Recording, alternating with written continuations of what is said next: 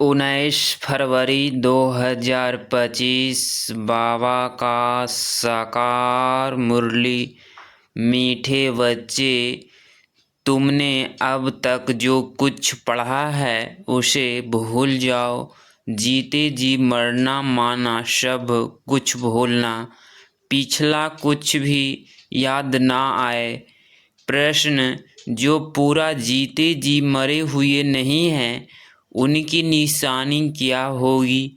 उत्तर, वह बाप से भी आर्ग्यू करते रहेंगे, शास्त्रों का मिसाल देते रहेंगे। जो पूरा मर गए वह कहेंगे बाबा जो सुनाते वही सच है। हमने आधा कल्प जो सुना वह झूठ ही था, इसीलिए अब उसे मुख पर भी न लाए। बाप ने कहा है, हियर नो इविल। गीत। ओम नमो शिवाय, ओम नमो शिवाय, ओम शांति। बच्चों को समझाया गया है, जब शांति में बिठाते हो जिसको निष्ठा अक्षर दिया है, यह ड्रिल कराई जाती है। अब बाप बैठ रूहानी बच्चों को समझाते हैं कि जो जीते जी मरे हैं कहते हैं हम जीते जी मर चुके हैं। जैसे मनुष्य मरता है तो सब कुछ भूल जाता है, सिर्फ संस्कार रहते हैं। अभी तुम भी बाप का बनकर दुनिया से मर गए हो। बाप कहते हैं तुम्हारे में भक्ति के संस्कार थे, अब वह संस्कार बदल रहे हैं। तो जीते जी तुम मरते हो ना। मरने से मनुष्य पढ़ा हुआ सब कुछ भूल जाता है, फिर दूसरे जन्म में नए सिर पढ़ना होता है। बाप भी कहते हैं तुम जो कुछ पढ़े हुए हो वह भूल जाओ। तुम तो बाप के बने हो ना। मैं तुमको नई बात सुनाता हूँ। तो अब वेद शास्त्र ग्रंथ जप तप आदि यह सब बातें भूल जाओ। इसीलिए भी कहा जाता है, hear no evil, see no evil. यह तुम बच्चों के लिए है। कई बहुत शास्त्र आदि पढ़े हुए हैं, पूरा मरे नहीं तो फालतू आग्रह करेंगे। मर गए फिर कभी आग्रह नहीं करेंगे, कहेंगे बाप ने जो सुनाया है वही सच है, बाकी बातें हम मुख पर क्यों लाएं। बाप कहते हैं यह मुख में लाओ ही नहीं। Hear no evil. बाप ने डायरेक्शन दिया है ना, कुछ भी सुनो नहीं बोलो। अभी हम ज्ञान सागर के बच्चे बने हैं तो भक्ति को क्यों याद करें। हम एक भगवान को ही याद करते हैं। बाप ने कहा है भक्ति मार्ग को भूल जाओ। मैं तुमको सहज बात सुनाता हूँ कि मुझे बीज को याद करो तो झाड़ सारा बुद्धि में आ ही जाएगा। तुम्हारी मुख्य है गीता, गीता में भी भगवान की समझानी है। अब यह है नई बातें, नई बात पर हमेशा ज़्यादा ध्यान दिया जाता है भी बड़ी सिंपल बात। सबसे बड़ी बात है याद करने की। घड़ी घड़ी कहना पड़ता है मन मना भव, बाप को याद करो। यही बहुत गुह्य बातें हैं, इसमें ही विघ्न पड़ते हैं। बहुत बच्चे हैं जो सारे दिन में 2 मिनट भी याद नहीं करते, बाप का बनते फिर भी अच्छा कर्म नहीं करते। ही विघ्न पड़ते हैं। बहुत बच्चे हैं जो सारे दिन में 2 मिनट भी याद नहीं करते, बाप का बनते भी अच्छा कर्म नहीं करते तो याद भी नहीं करते, बेकर्म करते रहते हैं। बुद्धि में बैठता ही नहीं है तो कहेंगे यह बाप की आज्ञा का निरादर है, पढ़ नहीं सकेंगे। वह ताकत नहीं मिलती जिसमें यानी पढ़ाई से भी बल मिलता है ना। पढ़ाई है सोर्स ऑफ इनकम, शरीर निर्वाह होता है सो भी अल्पकाल के लिए। कई पढ़ते पढ़ते मर जाते हैं तो वह पढ़ाई थोड़े ही साथ ले जाएंगे। दूसरा जन्म ले फिर नियो सिर पढ़ना पड़े। यहाँ तो तुम जितना पढ़ेंगी वह साथ ले जाएंगी, क्योंकि तुम प्रलब्ध पाते हो दूसरे जन्म में। बाकी तो वह सब है ही भक्ति मार्ग। क्या क्या चीज़ें हैं यह कोई नहीं जानते। रूहानी बाप तुम रूहों को बैठ ज्ञान देते हैं। एक ही बार बाप सुप्रीम रूह आकर रूहों को नॉलेज देते हैं, जिससे विश्व के मालिक बन जाते हो। भक्ति मार्ग में स्वर्ग थोड़े ही होता है। अभी तुम धनी के बने हो। माया कई बार बच्चों को भी निर्धन का बना देती है। छोटी छोटी बातों में आपस में लड़ पड़ते हैं। बाप की याद में नहीं रहते तो निर्धन हुए ना। निर्धन का बना तो ज़रूर कुछ न कुछ पाप कर्म कर देंगे। बाप कहते हैं मेरा बनकर मेरा नाम बदनाम ना करो। एक दो से बड़ा प्यार से चलो, उल्टा सुल्टा बोलो मत। बाप को ऐसी ऐसी अहिल्याएँ कुर्बजाएँ बिहिलनियों का भी उद्धार करना पड़ता है। कहते हैं भिलनी के बेर खाए, अब ऐसे ही भिलनी के थोड़े ही खा सकते हैं। भिलनी से जब ब्राह्मणी बन जाती है तो फिर क्यों नहीं खाएंगी। इसीलिए ब्रह्मा भोजन की महिमा है। शिव बाबा तो खाएंगे नहीं, वह तो अभोक्ता है। बाकी यह रथ तो खाते हैं ना। तुम बच्चों को कोई से आग्रह करने की दरकार नहीं है। हमेशा अपना सेफ साइड रखना चाहिए। अक्षर ही दो बोलो। शिव बाबा कहते हैं शिव बाबा को ही रुद्र कहा जाता है। रुद्र ज्ञान यज्ञ से विनाश ज्वाला निकली तो रुद्र भगवान हुआ ना। श्री कृष्ण को तो रुद्र नहीं कहेंगे। विनाश भी कोई श्री कृष्ण नहीं कराते। बाप ही स्थापना विनाश पालना कराते हैं, खुद कुछ नहीं करते। नहीं तो दोष पड़ जाए। वह है करण क्रावनहार। बाप कहते हैं मैं कोई विनाश करो। यह सारा ड्रामा में नूंधा हुआ है। शंकर कुछ करता है क्या? कुछ भी नहीं। यह सिर्फ गायन है कि शंकर द्वारा विनाश, बाकी विनाश तो वह आपो ही कर रहे हैं। यह अनादि बना हुआ ड्रामा है जो समझाया जाता है। रचयिता बाप को ही सब भूल गए हैं। कहते हैं गॉड फादर रचयिता है, परंतु उनको जानते ही नहीं। समझते हैं कि वह दुनिया क्रिएट करते हैं। बाप कहते हैं मैं क्रिएट नहीं करता हूँ, मैं चेंज करता हूँ। कलयुग को सतयुग बनाता हूँ। मैं संगम पर आता हूँ, जिसके लिए गाया हुआ है सुप्रीम ऑस्पिशियल युग। भगवान कल्याणकारी है, सबका कल्याण करते हैं, परंतु कैसे और क्या कल्याण करते हैं यह कुछ जानते नहीं। अंग्रेजी में कहते हैं लिबरेटर गाइड्स, परंतु उनका अर्थ थोड़े ही समझते हैं। कहते हैं भक्ति के बाद भगवान मिलेगा, सतगति मिलेगी। सर्व की सतगति तो कोई मनुष्य कर न सके, नहीं तो परमात्मा को पतित पावन सर्व का सतगति दाता क्यों गाया जाए। बाप को कोई भी जानते नहीं। निर्धन के है, बाप के विपरीत बुद्धि है। अब बाप क्या करे।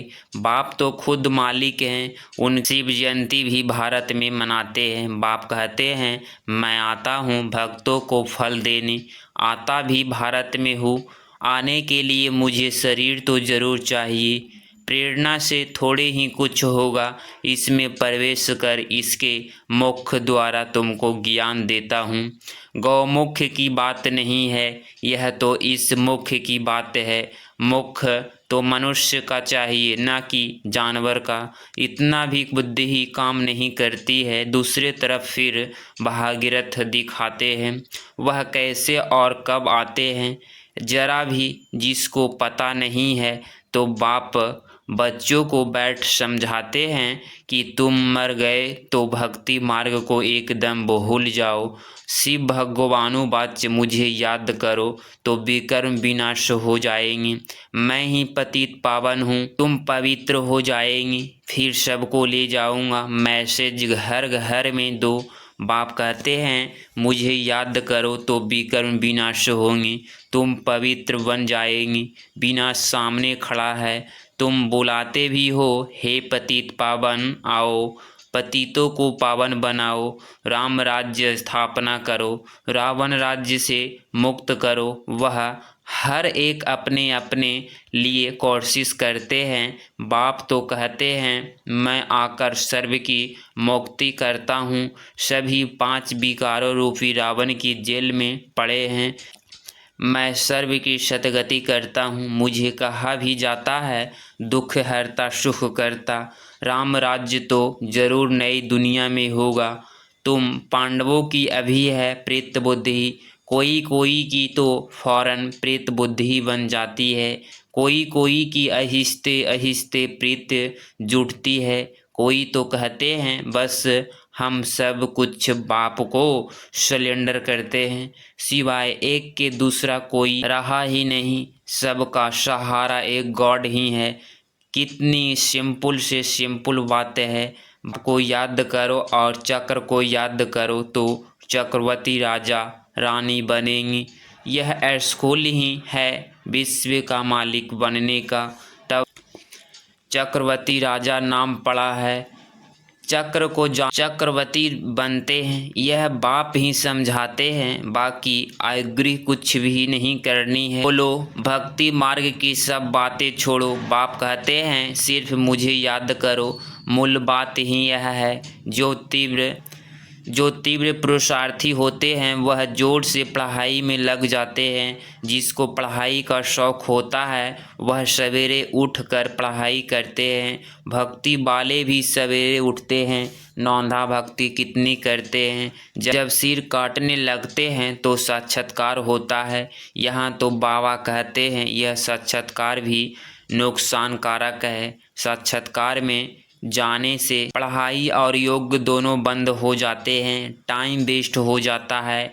इसीलिए ध्यान आदि का शौक़ तो बिल्कुल नहीं रहना है। यह भी बड़ी बीमारी है जिससे माया की प्रवेशता हो जाती है। जैसे लड़ाई के समय न्यूज़ सुनाते हैं तो बीच में ऐसी कुछ खराबी कर देते हैं जो कोई सुन न सके। माया भी बहुत को विघ्न डालती है, आपको याद करने नहीं देती है। समझा जाता है इनकी तकदीर में विघ्न है। देखा जाता है कि माया की प्रवेशता तो नहीं है, बेकायदे तो नहीं कुछ बोलते हैं तो फिर झट बाबा नीचे उतार देंगी। बहुत मनुष्य कहते हैं हमको सिर्फ साक्षात्कार हो तो इतना सब धन माल आदि हम आपको दे देंगे। बाबा कहते हैं यह तुम अपने पास ही रखो, भगवान को तुम्हारे पैसे की क्या दरकार रखी है। बाप तो जानते हैं इस पुरानी दुनिया में जो कुछ है सब भस्म हो जाएगा।